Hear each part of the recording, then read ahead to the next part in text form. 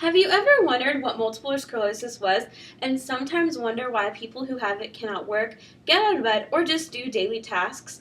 Well, we will learn what MS is, what causes multiple sclerosis, and what it takes to become fully diagnosed with this disease. First of all, my connection with multiple sclerosis is my mother's best friend who has been diagnosed fully for 2 years and literally some days cannot get out of bed.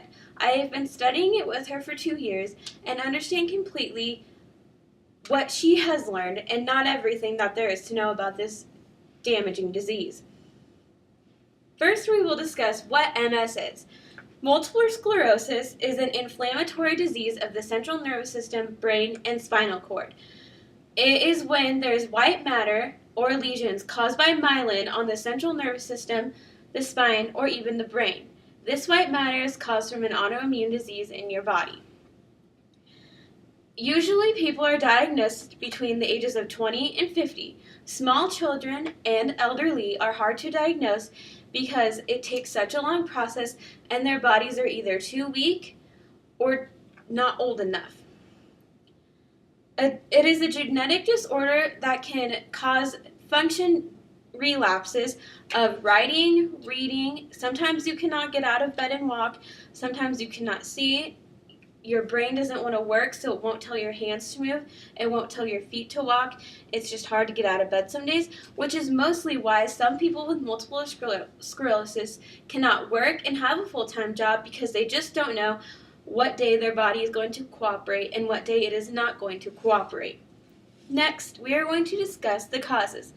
Researchers have been studying MS since the 1950s, and they believe that it is an autoimmune disease, which means that your own immune system is attacking your body and causing these lesions on your central nervous system, your spine, and your brain. There is also a foreign agent that could be causing these lesions in your body that they just cannot figure out what this agent is. There are also some environmental causes that could be causing the MS to appear in some people, like gender, location, age. The lack of vitamin D is a big one. I know Kyle has to take vitamin D pills, so her vitamin D will go up so the MS doesn't keep getting worse. Now we are going to discuss the diagnosis. The symptoms of MS are lesions on the brain and the central nervous system and the spine. There are physical and neurological examinations they have to take to be fully diagnosed. The 5 must-haves to MS to be fully diagnosed are 2 or more clinical attacks that are caught by MRIs, 2 or more lesions that are caught by MRIs, and a positive spinal fluid. That is nothing you want to have to deal with, trust me.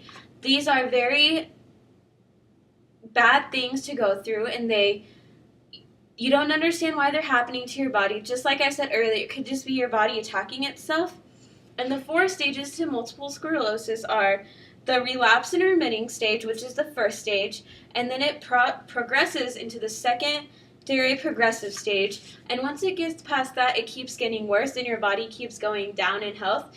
And then you get to the primary progressive stage, and that's the stage you really don't ever want to get to, because after that it will keep getting worse, and finally it'll go to the progressive relapsing stage, and your body will just eventually relapse on you, and it can lead to death, and there's nothing anyone can really do about it.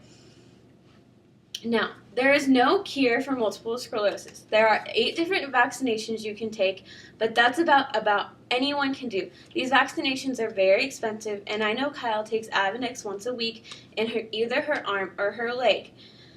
And just living day by day and not regretting anything is a great way to get through MS. Keep working hard and make sure you have a great support system.